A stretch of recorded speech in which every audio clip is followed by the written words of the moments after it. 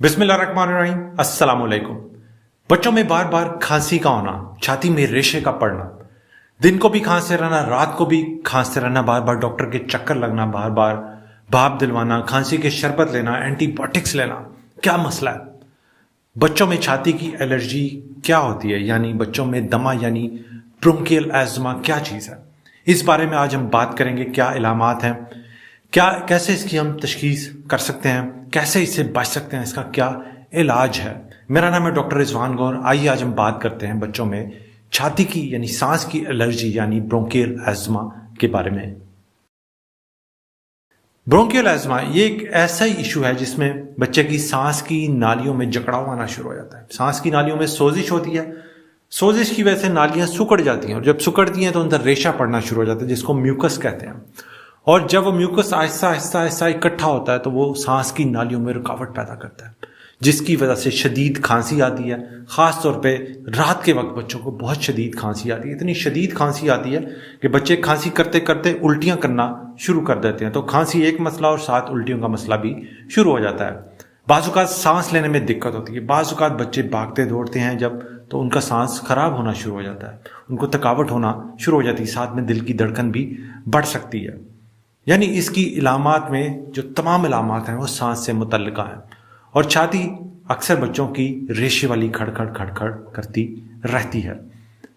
अक्सर माँ बाप को भी घर में ऐसी शिकायत होती हैं और इसका एक कंपोनेंट मरूसी कंपोनेंट होता है, यानी अगर माँ बाप को मसला चल रहा है, उनकी फैमिलीज में मसला चल रहा है, तो बच्चों को भी ये मसला हो सकता है। बाज़ औक़ात इसमें एक एमरजेंसी होती है जिसको हम स्टेटस एज़मेटिकस कहते हैं, जिसमें बच्चे का सांस तेज चलने लग जाता है या उसकी रंगत नीली होना शुरू हो जाती है, जिस्म में ऑक्सीजन की मिकदार कम हो जाती है।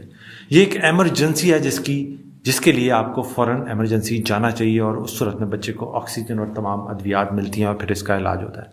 और ज़ाहिर है ये फिर एक जानलेवा इसकी पेचीदगी है जिसको हम स्टेटस एज़मेटिकस कहते हैं। लंबे अरसे तक चलने वाला जो दमा है, जो सांस की एलर्जी है, बच्चे की नशोनुमा को बुरी तरह मुतासर कर सकती है। उसका कद वज़न दोनों मुतासर हो सकते हैं।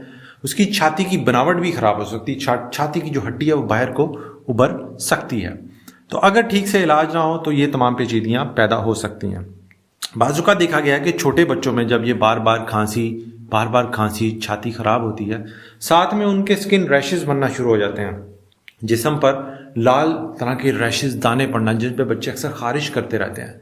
इसको हम एटोपिक डर्माटाइटिस कहते हैं, यानी जिसको आम जुबान में आप एक्जिमा कहते हैं। ये भी एक एलर्जी की किस्म है जो कि जल्द पर आती है और ये भी दमे वाली यानी सांस की एलर्जी वाले बच्चों के या बड़ों के साथ मुंसलिक हो सकती है।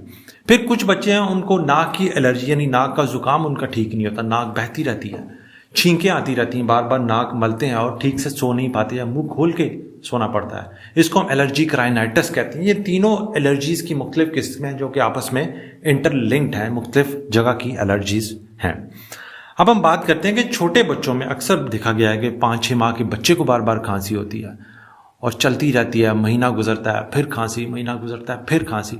इसको हम कहते हैं वायरल इन्फेक्शंस। वायरल इन्फेक्शंस के बाद बच्चों की सांस से अक्सर आवाज़ आना, खांसी, छाती में खड़खड़ या सांस लेने का अमल तेज़ हो सकता है। इसको हम वायरल वीजिंग कहते हैं। अमूमन देखा गया है कि 4 माह तक रहती हैं और इनमें से कुछ बच्चे हैं जिनको बाद में दमा भी यानी छाती की एलर्जी भी डेवलप हो जाती है। ख़ास तौर पे अगर आपकी फैमिली हिस्ट्री है, आपकी फैमिली में एलर्जीज़ की हिस्ट्री है, नाक की एलर्जी, छाती की एलर्जी, स्किन की एलर्जी, तो बच्चों में ये रिस्क बढ़ता जाता है।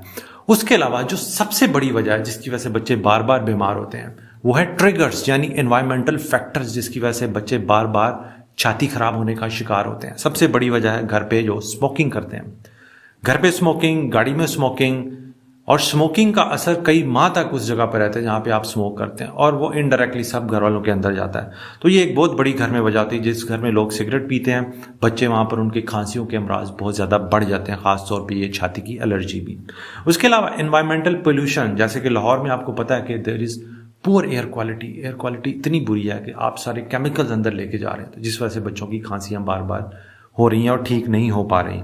घर में जानवर परिंदों का होना, ख़ास तौर पे तोते, कबूतर, बिल्लियाँ या डॉग्स, इन सब की फर्ज से छोटे छोटे पार्टिकल्स निकलते हैं जो कि सांस के रास्ते अंदर जाते हैं और छाती की एलर्जी को मजीद बढ़ाते हैं। सो अगर आप मरीज का इलाज कर भी लें और घर पे ये चीज़ें मौजूद हैं तो वो ठीक नहीं हो पाते जब तक घर पर जानवर, परिंदे, तोते, कबूतर मौजूद हैं। उसके अलावा कारपेट्स अगर घर में मौजूद हैं वो भी सांस के मसाइल में इजाफा करते हैं। बाज़-औक़ात स्ट्रेस, एंग्जाइटी बच्चों में, उससे भी सांस, बाज़-औक़ात एक्सरसाइज करने से भी ये मसले बढ़ जाते हैं। जिन बच्चों में साइनसेस का मसला है, यानी उनकी नाक बहती रहती है और यहाँ साइनसेस में रेशा होता है, सर दर्द होती रहती है, बुखार चढ़ता रहता है, उल्टियाँ आती रहती हैं, साइनसेस के मसले के साथ भी देखा गया कि छाती की एलर्जी बढ़ जाती है। अब हम बात करते हैं कि एस्थमा यानी छाती की एलर्जी की तशखीस कैसे करनी चाहिए। एक तो आपका डॉक्टर आपसे सारी हिस्ट्री लेगा आपके मरीज के बारे में, उसकी खांसी कब से है, कितनी देर से है, क्या नोयत है, दिन को है, रात को है, नहीं। फिर हो सकता है कुछ आपको ब्लड टेस्ट किया जाए, मिसाल के तौर पर CBC complete blood count, IgE levels जो कि एलर्जी को शो करते हैं, बाज़-औक़ात स्किन टेस्टिंग भी मौजूद होती है एलर्जेंस देखने के लिए।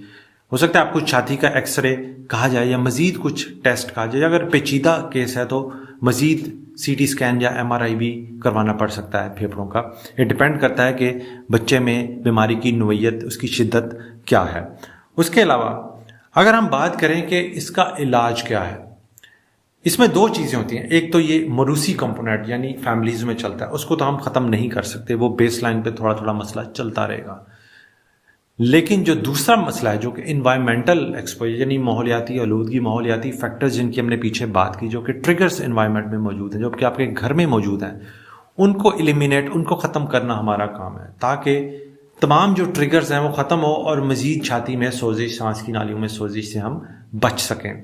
वो क्या ट्रिगर्स हैं? वही ट्रिगर्स हैं, जानवर, परिंदे, pets, smoking, carpets, body sprays, body perfume, तेज़ खुशबू वाले साबुन, डस्ट, माइट्स, ये तमाम चीज़ें जिनसे हमने बचना है ताकि बच्चे को बार बार छाती की सोजिश ना हो। उसके अलावा अगर बात करें कि अगर तो किसी बच्चे को 2 माह, 3 माह या 1.5 माह के बाद 2-3 दिन के लिए खांसी का अटैक होता है, फिर तो 5 से 7 दिन के लिए आपका डॉक्टर आपको दवाई लिखेगा और बस, किसी लंबे अरसे के लिए इलाज की ज़रूरत हरगिज़ नहीं है। लेकिन अगर किसी बच्चे में आप देखें कि उसमें खांसी का अमल, छाती खराब होने का, रेशे का अमल मुसलसल कई माह से चलता रहा है, दिन को भी बार बार खांसी और रात को भी बार बार खांसी, के बच्चा भी जागे, माँ बाप भी जागे और डॉक्टर के पास चक्कर लगा लगा के थक जाए, तो इसको हम कहते हैं परसिस्टेंट वैरायटी ऑफ एस्मा। इस सूरत में कंट्रोल्ड मेडिसिन होती हैं, ऐसी मेडिसिन होती हैं जो कि बच्चे की सांस की नालियों की सोजिश को कम करती हैं, सांस की नालियों को फैलाती हैं जो कि सुखड़ी होती हैं, इनको हम कंट्रोल मेडिसिन कहते हैं। इसके लिए या तो कुछ अर्सा नेबुलाइज करवाना होता है बच्चे को, या फिर छोटे छोटे बेबी पफ आते हैं जिसको MDIs कहते हैं, मीटर डोज इनहेलर्स।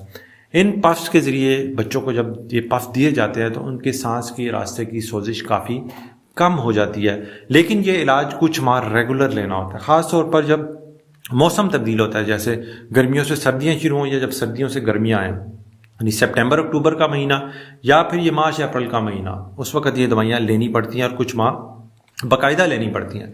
कुछ पेरेंट्स या कुछ लोग कम्युनिटी में ये कहते हैं कि जब एक दफ़ा बच्चों को पफ शुरू करवा दें तो क्या उसकी आदत पड़ जाती है। ऐसा बिल्कुल नहीं है, हमेशा हमेशा के लिए पफ नहीं लगाने होते, बाज़-औक़ात कुछ माह दे के हमने बंद कर देने होते हैं। जब देखना ये होता है कि जब बीमारी कंट्रोल में आ गई तो मज़ीद पफ देने की ज़रूरत हरगिज़ नहीं होती, लेकिन अगर बीमारी की शिद्दत ज़्यादा तो हमें ज़्यादा अरसा भी पफ देने पड़ सकते हैं। अब बात करते हैं कि पफ्स के अलावा मोंटेलुकास की टैबलेट या साशे आते हैं, वो भी बच्चे की उम्र, उसके वजन के हिसाब से कई माह के लिए यूज़ हो सकती हैं, जो कि छाती को बार बार ख़राब होने से रोकती हैं। अगर हम बात करें कि इसका लॉन्ग टर्म क्या आउटकम है, कि ये जो बच्चे जिनको शुरू से खांसियाँ रहती हैं, लॉन्ग टर्म में उनकी खांसी का क्या बनता है।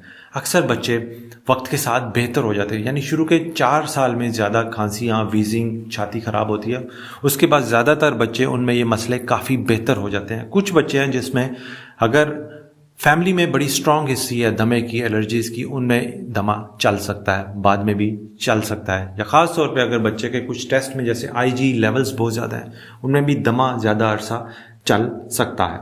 लेकिन ये एक ऐसी बीमारी है जिसका इलाज मौजूद है, जिसको कंट्रोल किया जा सकता है। अगर इसको कंट्रोल करें तो बच्चे की ना कद, ना वज़न, ना उसकी नशोनुमा मुतासर होगी और ना उसकी छाती की बनावट ख़राब होगी और क्वालिटी ऑफ लाइफ भी बेहतर होगी। दमे से बचने के लिए एक ही एहतियात है, अपने माहौल को साफ रखें। और साइंसी तहकीक की बुनियाद पर बात कर रहा हूँ कि जो बच्चे माँ का दूध पीते हैं शुरू के माह में, जो बच्चे माँ का दूध पीते हैं उनमें छाती की एलर्जीज बहुत ज़्यादा कम होने का चांस होता है, जबकि जो बच्चे डब्बे, इन्फेंट फार्मूला या खुले दूध पे होते हैं उनमें एलर्जीज का रिस्क बहुत बढ़ सकता है। तो माँ का दूध भी लाजमी पिलाएं ताकि आपके बच्चे आने वाले सालों में बार बार छाती के अमराज से बच सकें। उम्मीद है ये वीडियो आपके लिए हेल्पफुल होगी। अपना बहुत बहुत ख्याल रखें, भाई को दुआ में याद रखें, वीडियो को शेयर करें। अल्लाह हाफिज़।